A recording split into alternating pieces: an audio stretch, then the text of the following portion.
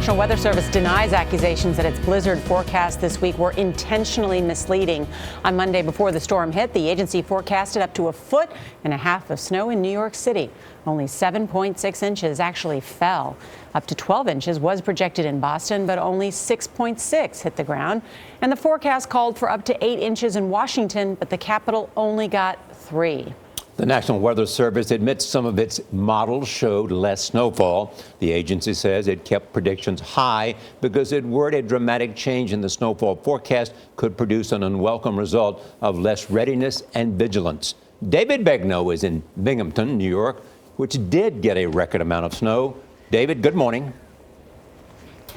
Charlie, good Thursday morning to you. The snowfall was no joke here.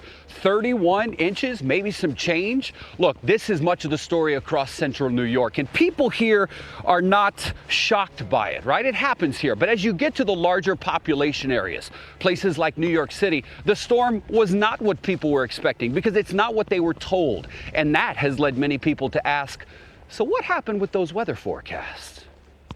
We've heard reports from the National Weather Service of as much as 2 inches to 4 inches per hour. It's going to snow hard and it's going to snow quickly. Armed with predictions from the National Weather Service, snow and rain are expected to begin. Government officials sounded the alarm Monday. But that day, some of the agency's models were already changing. It appeared crippling amounts of snow could miss large cities. But the Weather Service didn't downgrade its forecast until early Tuesday morning. The storm was already underway. No one model nailed this storm. David Robinson, the New Jersey state climatologist, said the fluctuating models posed a dilemma for the Weather Service. I think there's some room for discussion whether they should have been a little more forthright. New York City virtually shut down after some forecasts called for as much as 2 feet of snow.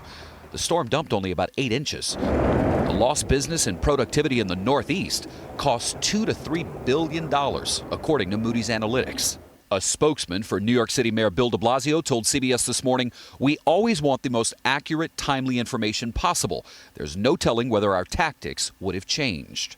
I'm usually disappointed in meteorologists across the board because I'd love for them to be more precise. New York Sanitation Commissioner Catherine Garcia is in charge of the city's snow removal, which costs, on average, about $2 million per inch.